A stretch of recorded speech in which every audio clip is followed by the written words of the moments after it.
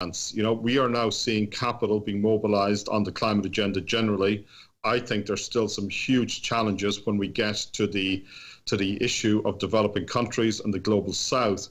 But when I then start connecting the flow of finance to the just transition, frankly, I think we have a long way to go, and I think we're only beginning that discussion today. So I'm joined by four fantastic panelists to discuss and debate all of these issues. And maybe we'll begin. I'm going to ask each panelist to give a brief introduction. And I'm going to just take it in the order that I see them on my screen. So Priyanta from the Asia Development Bank, I might start with you, please.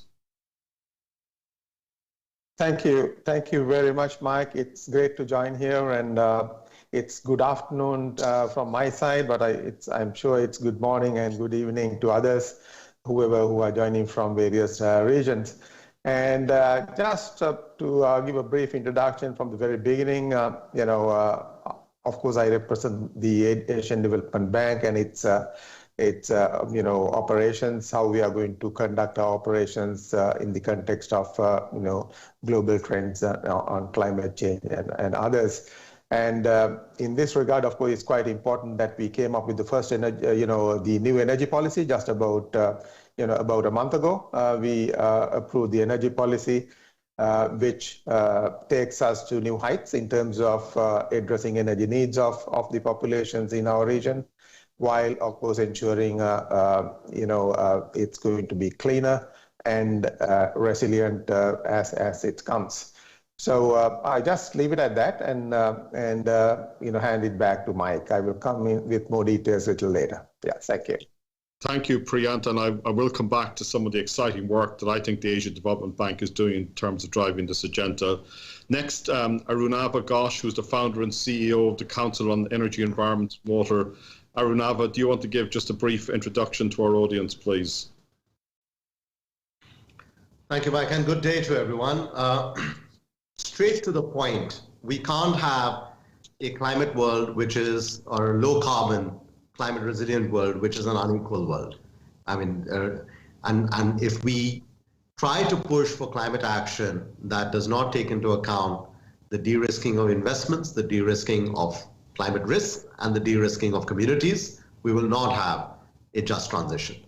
And it's that latter aspect, the de-risking of communities, where it becomes particularly important, because it is communities that are currently dependent on fossil fuels that, of course, cannot in the foreseeable future be dependent, and therefore there has to be a plan for them. And equally often, these are the same communities that are also impacted severely by the physical dimension of climate risks. So while we are trying to get more investment into clean energy capacity, and that itself requires a lot of de-risking, and I'm sure Tim can talk a lot about that as well, we are not focusing enough on what is societal de-risking, what is livelihoods de-risking, right? We can save lives, but are we rebuilding livelihoods? And if we can begin to have a focus on those aspects, then I believe that the journey from COP26 to COP27 can reorient ourselves from just a mitigation adaptation debate to a debate on development. And we need a deal for development to be able to deliver on just transition.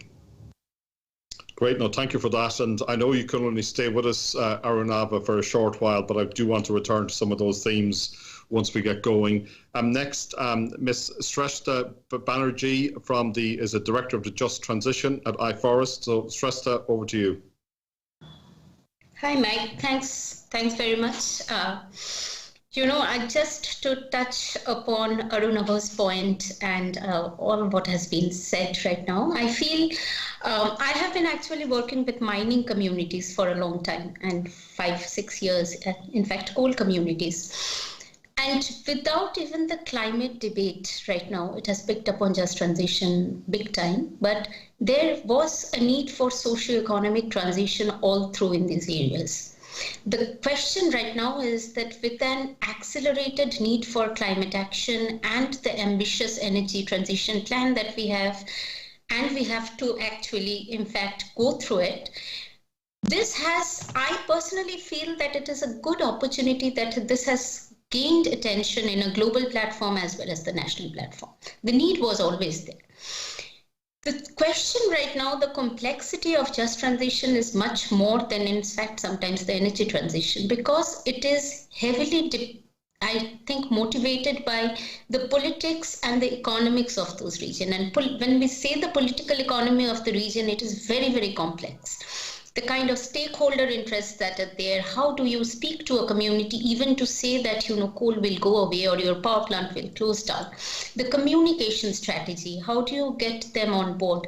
These are very, very important issues we need to work on. Some of the issues we are working on iForest, very much at the ground. In fact, in the major coal regions right now. And I would be happy to discuss some of the experience, because I feel the ground experience should be shaping national policies as well as shaping the global agenda going ahead on JT. Thank you.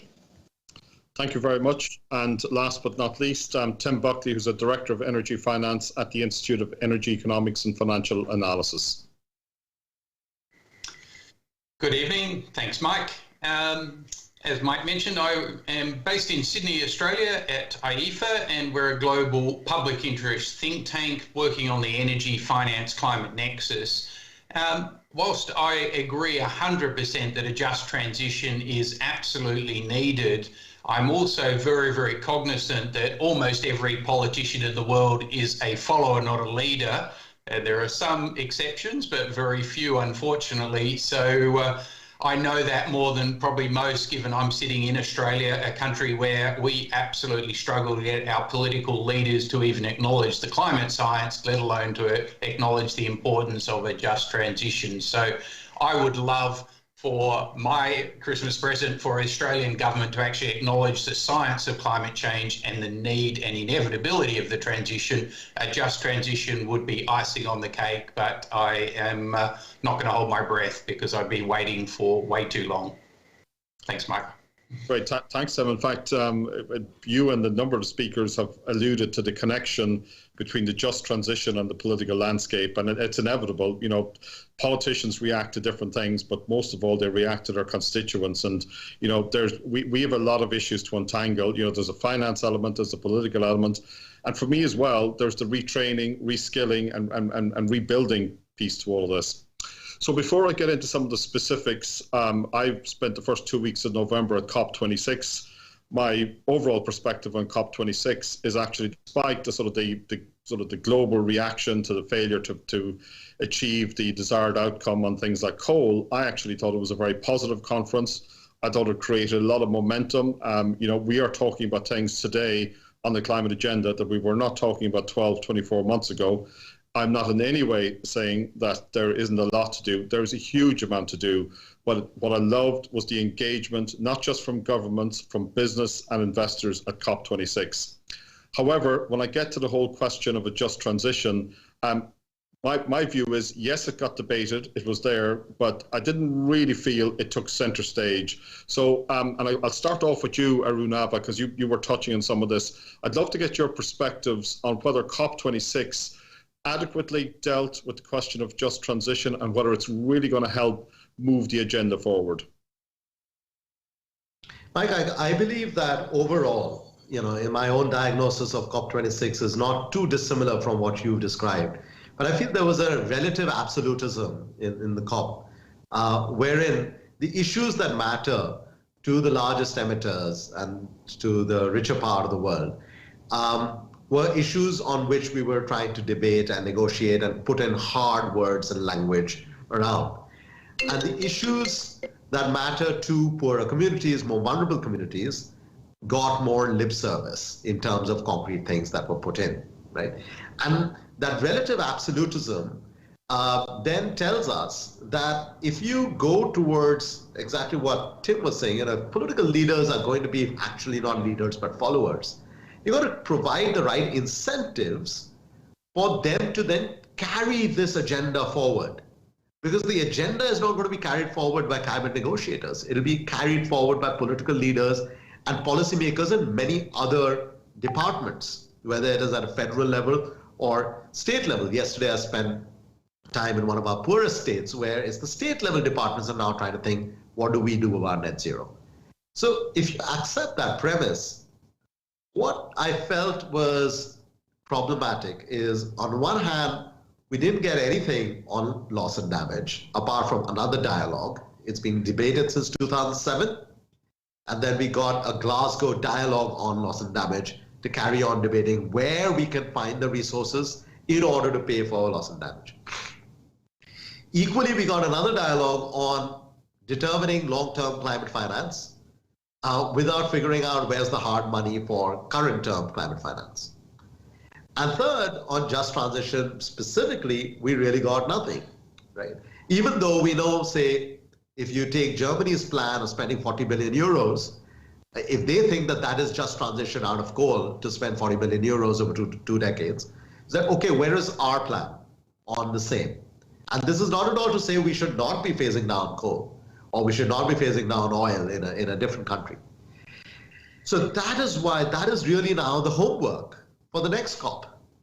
And that is why I was saying we need a development COP that reorients the broader understanding and sort of harmony that we've got, that we need climate action.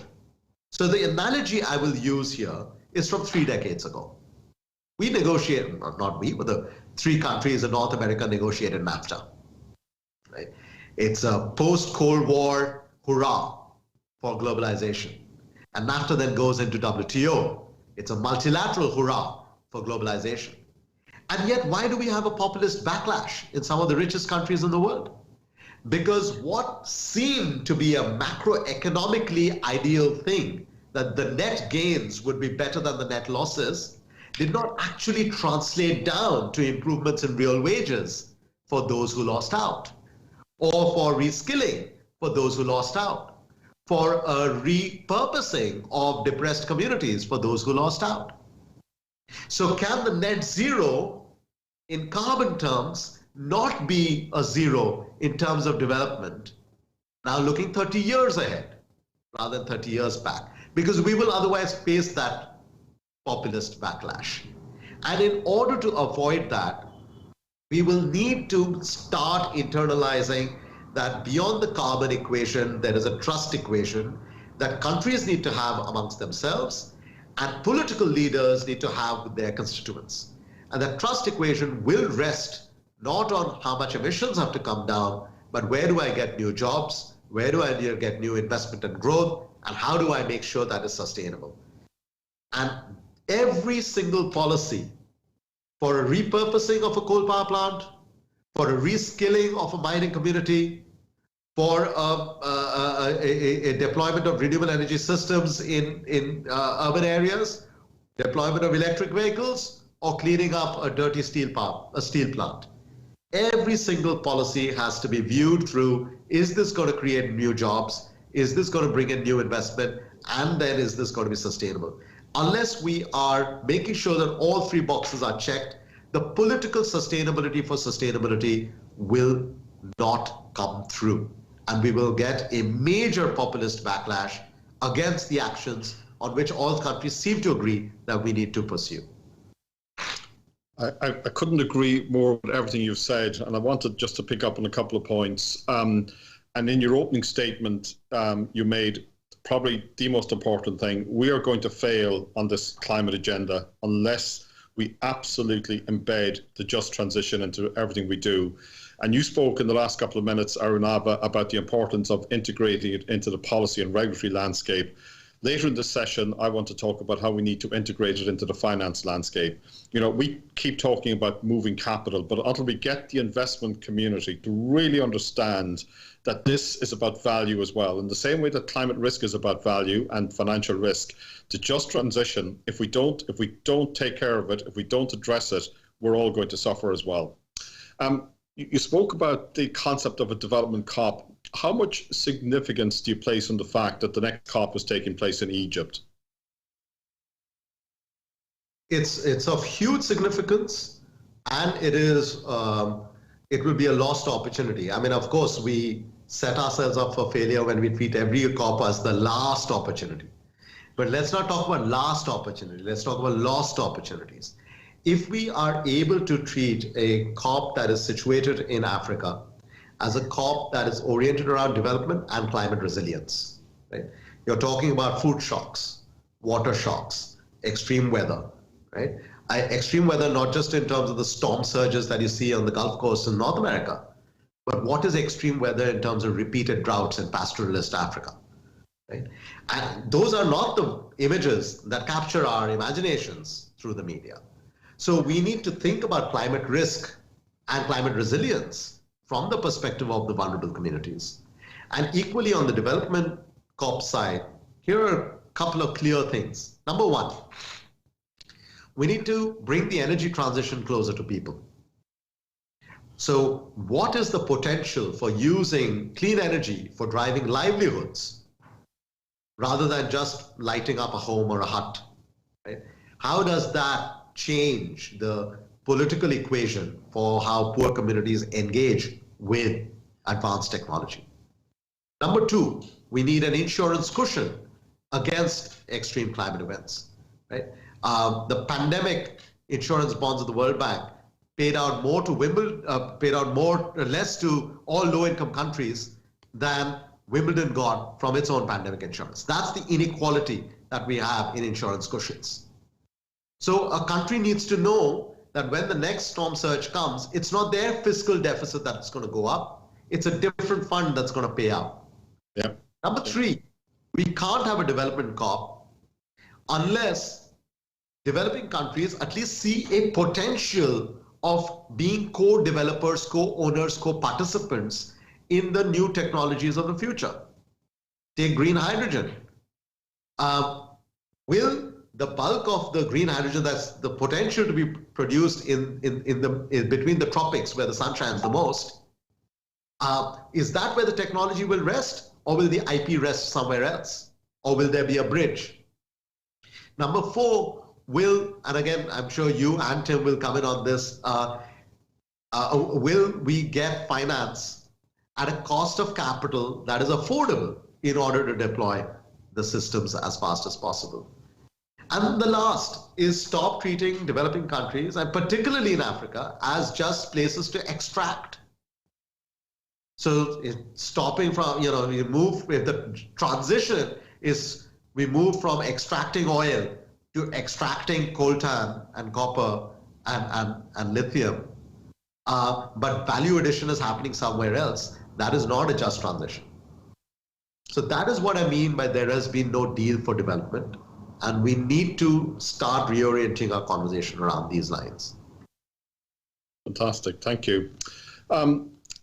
And again, I think there's just so much in all of those points that you made, and I'm going to pick up on some of them as we go on, but I want to maybe just get a perspective from India, and Shrestha, I want to turn to you and the work that you're doing. Maybe you might just take us through about your perspective on the just transition at a local level in India, please. So Mike, just to elaborate a little bit more on what we got from the COP. Of course, we did not get anything concrete. But the situation is that the urgency of this issue is so much that I believe that some of the optics that came out of COP might help India to move ahead. And one of the things is, of course, the much discussed one right now is the 8.5 billion that South Africa secured. Now, of course, the plan for South Africa is long-term, and they're only talking of phasing out 10 power plants. And in India, and it's only one province we are looking at, like largely Mpumalanga. But the scale of the challenge is much, much bigger than India. But what I feel is the positive messaging from it is because there was a long-term need of international cooperation to push the agenda of just transition in developing countries. Now, will South Africa become an example to take forward that agenda further? Can India build on that? Because South Africa started talking long back, and today they secured something. So, if India starts doing something today with the concrete planning, can it move forward? The challenge with India is that right now we have not even started discussing just transition. Only some amount of recognition is there.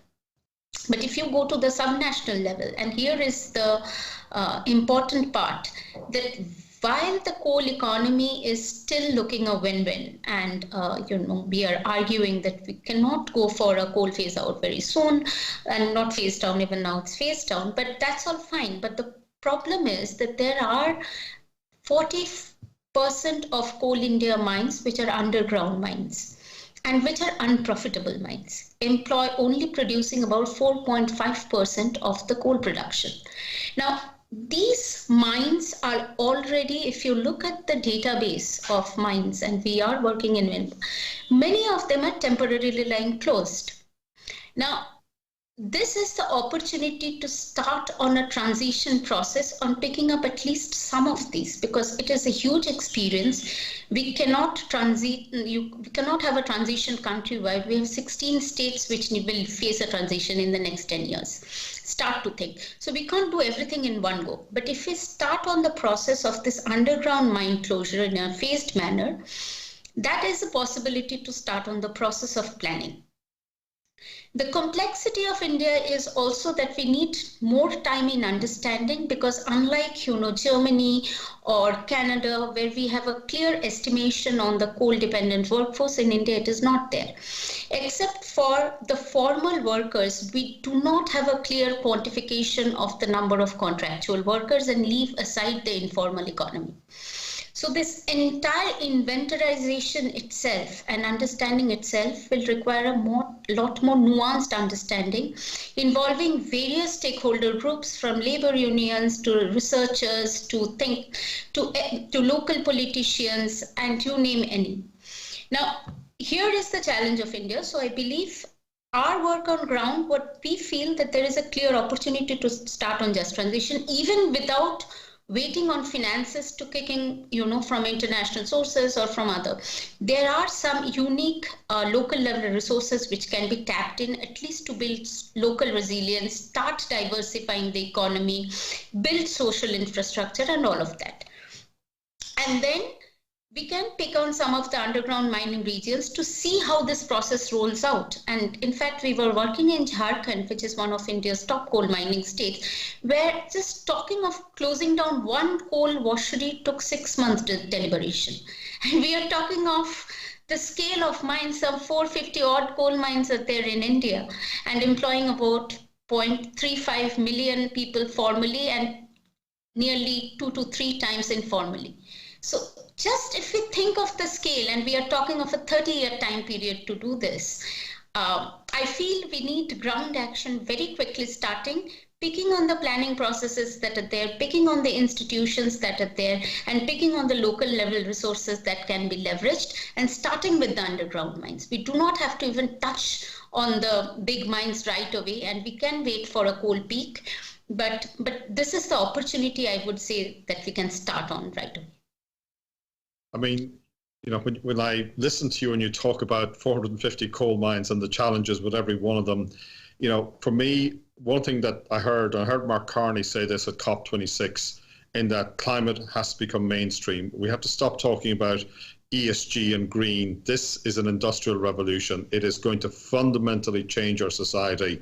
And actually, and probably not the topic for today, but I'd suggest to Anish that we pick it up again, that there's a level of education required about where this agenda is going to go, because there are going to be a lot of shocks and a lot of surprises. Priyant, I want to turn to you, and maybe we'll stay a little bit on the topic of coal, interested in your general observations as well. But when it comes to coal divestiture, Asia Development Bank actually has proven to be one of the leaders globally. So interested in your observations.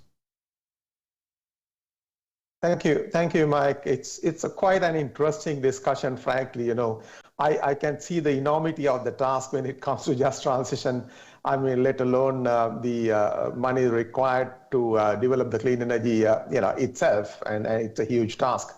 And as for the Asian Development Bank, as you quite rightly said, we announced what you call energy transition mechanism, which is, of course, a way to accelerate decommissioning of coal power plants, of course, with low cost capital brought in, with philanthropies and other grant monies coming in, and establishing what you call a fund which would support decommissioning of coal power plants and repurposing these plants for development of clean energy and all sorts of other associated work.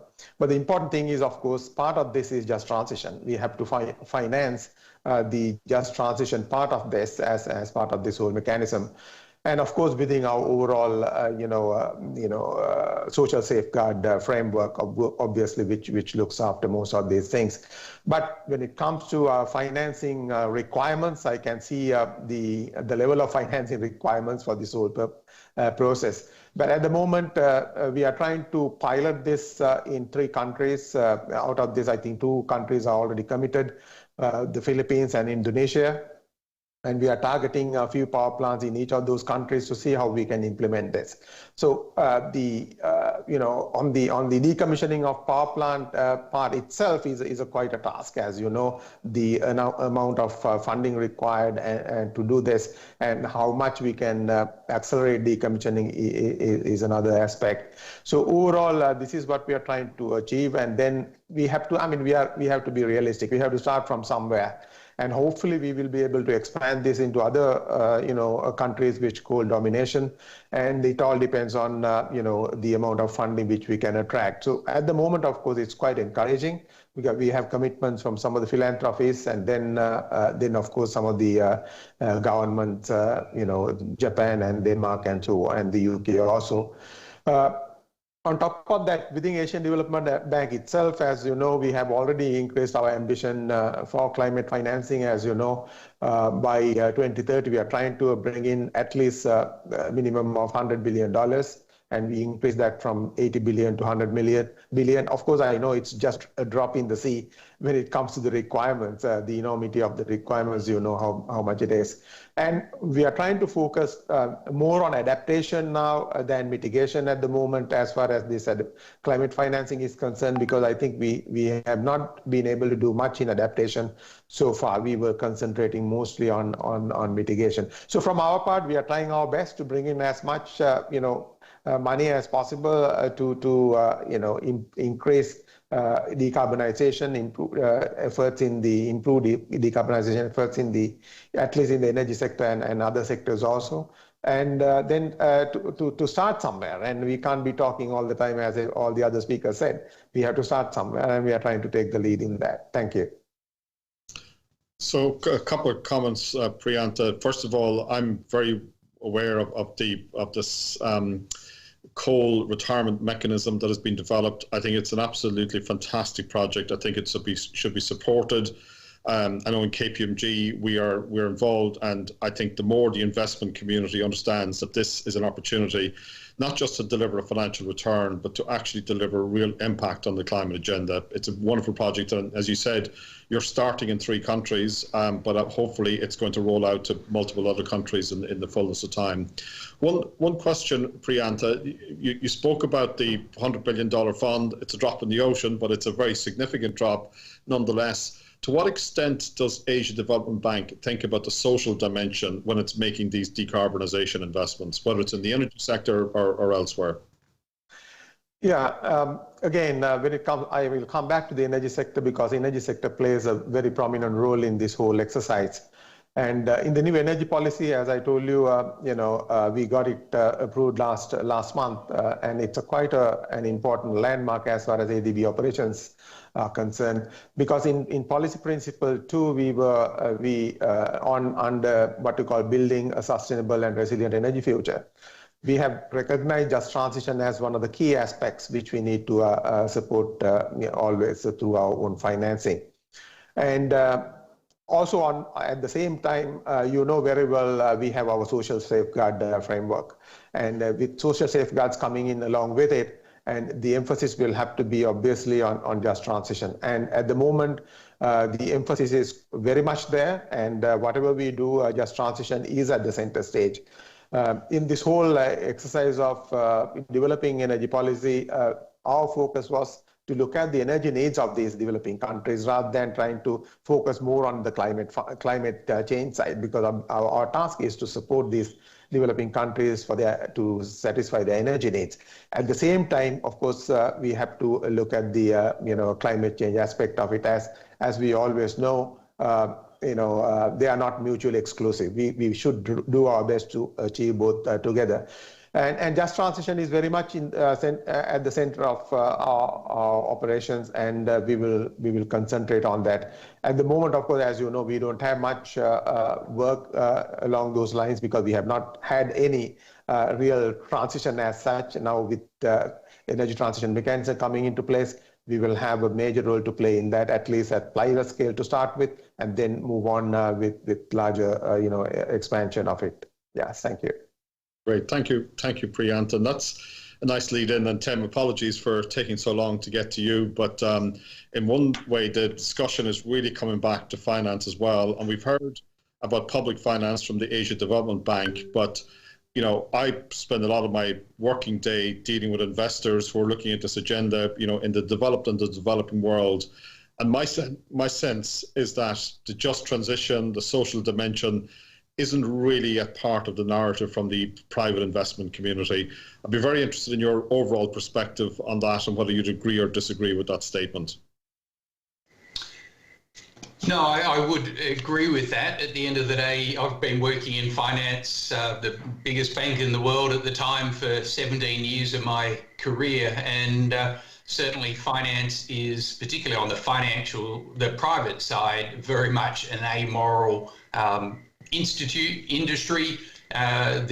Australia, it's actually really hamstrung in that regard in terms of even thinking about a just transition by what's called the sole purpose test. And so a corporation has an obligation to consider the implications for all stakeholders in a well-functioning capitalist democracy.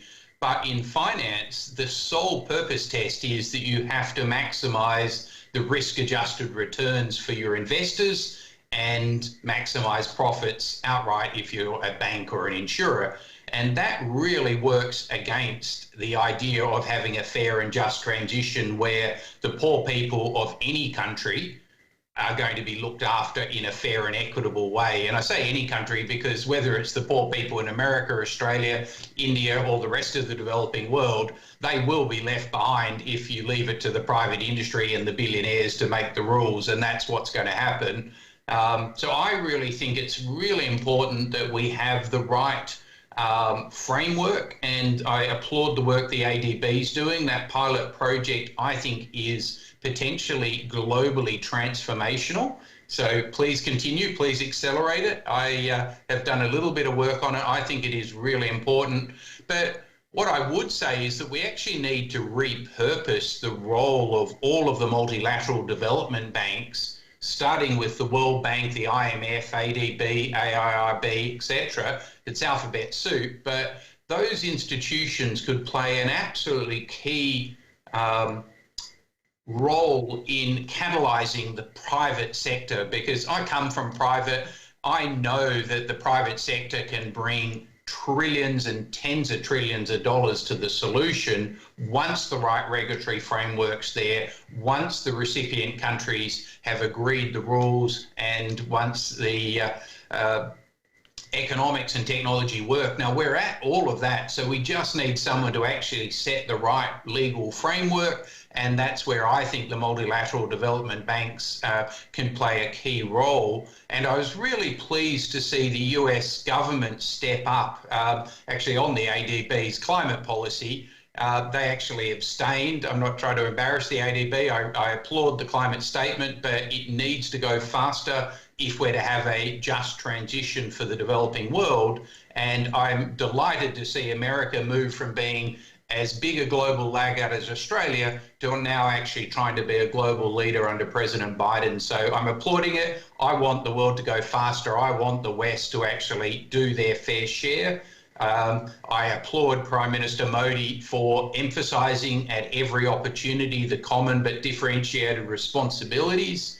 I think that is really important. I think that we need to actually kick out the fossil fuel industry from any COP going forward. I think it's criminal that the fossil fuel lobbyists outnumber the entire developing world at every COP. And it's realistic to say that they will muddy the water, they will procrastinate, they will defer, delay and obscure the outcomes the world needs to have a just transition while they're still invited to be in the room. They should be kicked out of the room, and let's replace them with the people that are most affected, and that is the developing world. So I think there is huge opportunity for finance. I think the ADB's work is great. It needs to go faster. It needs to be more comprehensive. And we've got to, as you mentioned, do a couple of pilot projects. We've got to tread carefully initially to make sure it's configured right, and then accelerate once we've done the due diligence and the work. And I'll finish by saying one of the avenues which, at the end of the day, thinking that self-interested countries like Australia or America are going to massively dip their hand into their pockets, our taxpayers, to fund the developing world. I mean, I'd love it to happen. I can't see it happening. And so what we do have, and I'll finish on this point, is an unbelievably powerful EU emissions trading scheme. The carbon price in Europe has hit 80 euros. I'm applauding that from the other side of the world. That creates the biggest opportunity for the ADP's pilot project to actually create avoided emission carbon certificates, sell them into Europe at 80 euro dollars a tonne, and then you could actually accelerate. You don't need philanthropy. You could actually make a profit on buying and closing early every coal-fired power plant in the world. So I'll stop there. That's my big ask. Let's use the EU ETS, and let's hope America brings in a methane fee, and let's use that to actually be the funder of the developing world so that we actually get a just transition rather than waiting for self-interested politicians to do it for us. It's a great example, Tim, of the sort of the different ways we need to think about financing this agenda. You know, I hadn't thought of that actually, but the ETS, and you're right, like the price is at 80 and it's going to rise further. Before I want to come back and spend some time with Sresta to talk about the workers and community issue, but for me, the finance agenda is central to everything we do on the climate agenda. If we can get finance mobilized and reorientated in the right direction, we are really going to help make this agenda accelerate. So you spoke and you put the challenge down to ADB and the DFIs and the multilaterals, and I think you're referring to the potential around blended finance. But I want to go back to the trillions and trillions of private capital that is there, and you know this, and I know this, and you're absolutely right. You know, let me be blunter than I was a couple of minutes ago. The just transition, the social dimension, climate justice does not feature at investment committee. You know, a bit of lip service maybe as part of an ESG agenda, but ultimately it does not influence the investment decision.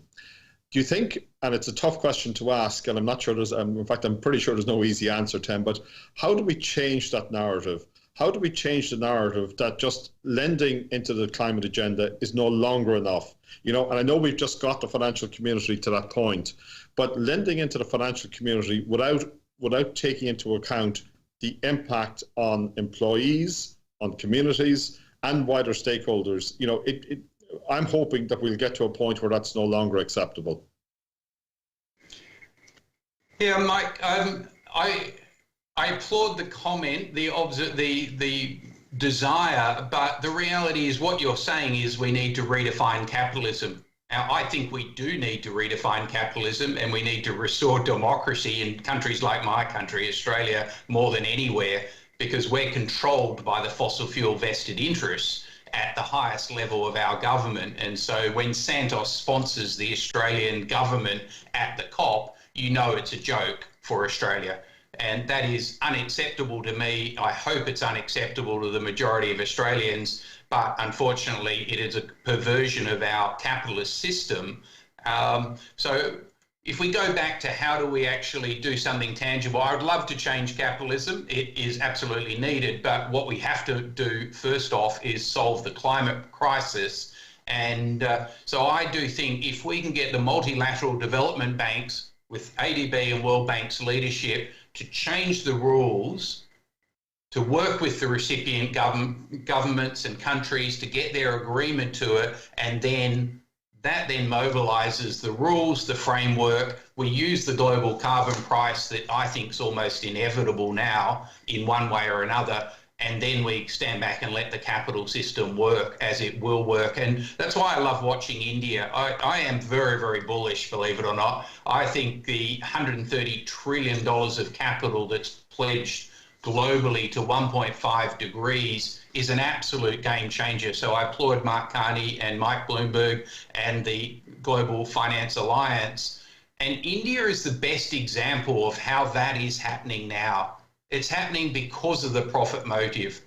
Arun Dabar talked about it earlier. In the last 2 years, we've seen India be the recipient of massive capital flows, not from from Western governments, but from private financial institutions. Now, no one would be thinking KKR is going to do the morally correct thing, but KKR is one of the biggest investors now in the last 12 months in the Indian electricity grid. And BlackRock and Temasek and GIC and Brookfield and the Canadian Pension Board and Semcorp are all Western financial institutions deploying capital at an unprecedented scale in India because it makes financial sense, because the Indian government's created the right framework. And that's what gives me a lot of hope. And Tim, for me, that's a very good example of, what is the ask of governments? People think it's money, but for me, actually, getting the policy and the regulatory environment right is a really powerful thing. The money will flow if that's right. I'm conscious on time and stressed. I want to come back to you, and we've discussed all of this at a macro level. We've discussed the political environment, the finance flows, but really, I want to bring this down to the workers and community discussion. One of my big concerns is there's no doubt, we are going to, at whatever pace, we are going to transition to a low carbon economy. But when I look at all the companies around the world who are making net zero commitments of one form or another, that actually involves a fairly substantial change to their business. Whether you're in the energy sector, doing mining and maybe converting to renewables or nuclear, whether you're in any other sector, the changes are profound. Do you think that corporations, as a broad rule of thumb, are ready to embrace the skills and expertise challenge? Are they ready to start retraining their employees to actually get them ready for this new world? Mike, the point is, honestly speaking, some of the companies such as NTPC, which is the biggest power generator. Now, NTPC is thinking, it has started to consider retraining their workforce to some extent to prepare for the new economy. But overall, the challenge is that when we talk of retraining and reskilling, and here's the problem, I have analyzed the workforce age group of Coal India Limited, which is the biggest coal company, right, producing 95% of coal. Now, if you see them, about 60 to 70% falls within the age bracket of 40 to 60 years, which is largely going to retire. And because it has happened for a reason, because the process of mining has become very, very mechanized. And then, so the formal employee who can be retrained and reskilled and a more educated workforce and company can invest in, it's there, but it's a very, very relatively small proportion of the people or the workers, in fact, we are talking about. The question is that there is a huge portion when we talk of workers in these areas, there is a huge problem of informal and contractual workers. Now, who takes the obligation to retrain and reskill them? Now, no company is going to do that, because if we analyze the terms of their employment, it varies from 6 months to 1 year, and sometimes it's extended, sometimes it's 2 months, and there is very little obligation on any company to retrain or reskill them. So basically what you are asking really will leave out, I believe that there is clear understanding on part of the companies right now they need to reskill, but it will also address a very limited number of people that actually need to be reskilled, retrained, provided re-employment opportunities. So the question is that who takes care of the 70% of people? And we are just today talking of, coal mining or coal-based power, but as we all know that the technology is there, we need to move the steel sector sector will be impacted. Going ahead, the cement sector will be impacted. And these are construction and manufacturing sector where the proportion of informal workers is much, much higher. In fact, power sector, it is the least. The moment we start moving on to all these sectors in the coming decades, we'll feel a much bigger problem. So the way I feel companies definitely, I believe they will have the mind to do it. Right now it is, as I said, that, you know, right now it is kind of a wishful, it's a truth that is there, but it's the inconvenient truth that people are accepting that we have to do it. But they will do it. But the question is, I feel in India, we need a step up from other avenues and even including the government, to take care of the 70% people that we are talking about, worker that will be needed. And I feel it has to be a mix of both. And I can't agree more that we need a clear policy framing for this, because, you know, when we are talking of investor, and I heard this at various occasions, there are investors and philanthropies who want to invest. But the question is, where do they invest? What is the accountability? Just putting in money does not always necessarily mean that we'll, you know, arrive at the outcome. So that entire question of taxonomy, the entire question of quantification, who to invest on, when to invest on, all this remains very unclear. So what I would say, like Tim mentioned, it's a fantastic thought, but the problem is in the detail. And I feel the hard work is here to execute it. And I'll stop at that. One final question, Shrestha, before I turn to questions, and to be honest, I could keep talking with the three of you about this for hours. The educational community, universities, colleges, schools, do you think we need to challenge them more to prepare society for the change that's going to come? It's coming now today. Yeah, I mean, that's a very, very good question, you know, and I'll start in a different note. You know, one of the issues that just transition, and in fact, any socioeconomic transition today talks about, is how do we address the issue of gender. And whenever I hear a prescription, the question is always about give some sort of, you know, training, reskilling to do sewing, produce this small. But there is very little emphasis on education to begin with. And I can't emphasize enough on the importance of investments in education at various levels. First, you know, this thing about when we are planning a future workforce, the challenge is that there is very, very little level of education. Most of the assessment that we are doing is showing most have just elementary level education. So to prepare for the new economy, you need an educated workforce. There are Indian institutions, and the good news is that they are trying to get into the process. The Indian Institute of Technology, in some way, in this, it's a very, very slim work that is happening right now. But there is the discussion on how to put together a system of retraining and reskilling, educating this. But it is still at the high level. But I think where we need the investment in education is more at the fundamental scale. In women's education, in education of this youth who will, you know, grow up in 10, 20 years. That's the scale of educational. But the challenge is that, you know, just having an educated workforce is not that easy, because here I keep on emphasizing that we need investment in social infrastructure. And if I give you a reality check, there are government programs which has failed because simply people do not want to stay there and work in schools. There is an infrastructural gap, there is security issues. So the problem is that we need, the ecosystem also has to be developed for education to flourish, institutions to come in, provide education, retrain people and all that. So for India, what we right now in fact need in every way is I would say a broad-based socio-economic transition to address the issue of just transition in every aspect. Thank you. Lots of ideas and suggestions for further discussion. I think we're going to turn to the question and answer piece. So I think we should be hearing the first question shortly. Thank you, Mike. So the first question is, how do we ensure the most marginalized communities have a voice in this whole process of just transition? Srestha, do you want to take that? Yeah, I can. I mean, I don't think there is any silver bullet to it. The good news is that there are systems in place to ensure that. There are, if we talk of laws that mandate it, it is there. But the question is that how do we go about it?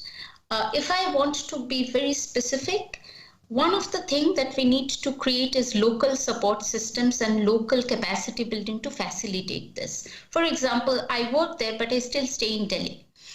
And I have the community will have little trust in me if I fly in and out once or twice a year. Very simply put. So we need to engage with local level organizations to facilitate the process of engagement of local communities. And it can be that this level trains that level, and this should be a sustained engagement.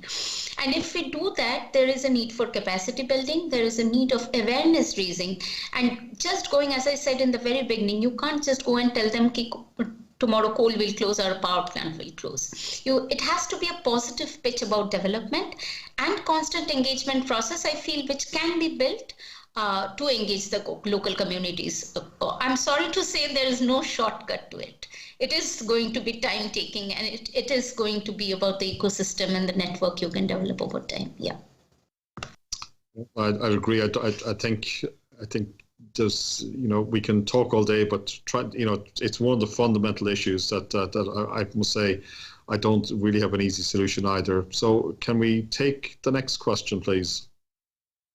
The next question is around the investments. I mean, the viewer want to know that how can we attract investments in just transition, and what would be the role of international financing institutions? Yeah, I mean, Tim, you touched on some of this, so I'll turn this question over to you. Yeah, I think the key is that we have the right regulatory framework, and that's why I love watching India. For the last 6 years, the Indian government's really built the right regulatory framework, created, I mean, to me, it's the wonderful framework of the 25-year power purchase agreement, in other words, to enable renewable energy investment and then get out of the way and let the private industry come in from the West and provide that. And that has driven down the cost of capital, as Arundabar mentioned at the start, because it's an arbitrage. If you get a solar project in Germany, you'd be lucky to get a 3% return on investment. You do a solar project in India, guaranteed by the Indian government, you'll get a return on investment of 12% per annum, guaranteed for 25 years. Now, at the end of the day, that policy framework that Prime Minister Modi's government's put in place is crowding in investment, and I think we're going to see the rewards in India handsomely over the next year or two. And my hope is that a lot of other developing countries will look at the leadership that India has actually shown in the last 2, 3, 4 years, put the right regulatory framework in, provide the right risk-return characteristics, and then allow foreign investment to come in, and that will be a huge benefit to the Indian people. And driving massive deflation is probably the best way you can make it a just transition, because that will help everyone in India by lowering energy costs and improving energy security. And Tim, it's a very good example. We speak about good regulation and good policy. You mentioned power purchase agreements. Too many developing countries have very complex rules prohibiting the use of power purchase agreements. And for me, it's such a lost opportunity. It is prohibiting direct investment, because if you cannot deliver renewable power, it is going to impact the location of investments into developing countries. I think we have time for just one final question. The next question is around the possible impacts of decarbonization on skilling and reskilling of labor.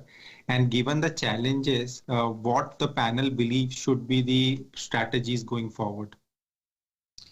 Priyanta, I'll turn that one to you.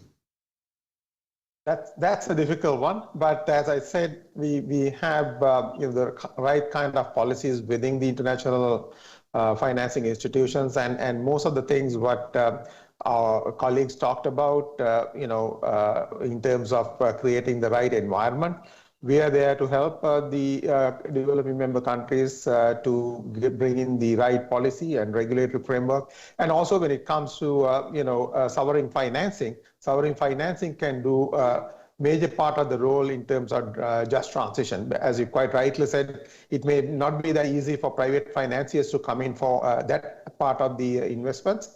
And that's where international financing institutions can play a major role. So that's what I think our role is going to be. Thank you. Great. So we're at the top of the hour. I want to thank all four panelists for incredible contributions. I think, for me, I applaud Anish and the team in KPMG India for putting this particular topic on the agenda. I want to see much more of it, and I've lived through the renewables and decarbonisation era.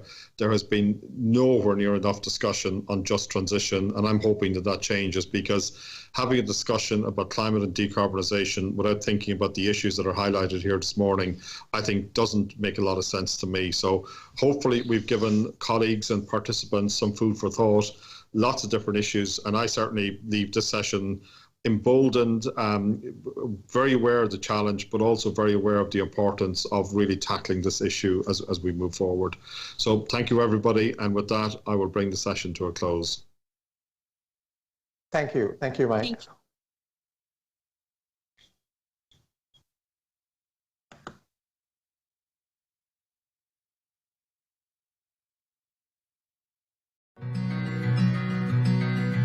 The world has changed, and it's not just because of COVID. Consumers and employees have increasingly different expectations of the world and the businesses they buy from and work for. Your shareholders and lenders are under pressure from regulators and the market to prove that they're acting responsibly and investing sustainably. All will be making choices about which organisations they work with. So will yours be one of them? Each stakeholder looks at your business through their own lens, and this is your opportunity to choose what's behind it. What is your impact on our planet? What do you contribute to the communities you operate in? And how do you conduct yourself? ESG isn't something you do, it's everything you do, and how you do it. It's your license to operate, and it's your opportunity to lead. Your ESG strategy must be authentic, embedded in your business strategy,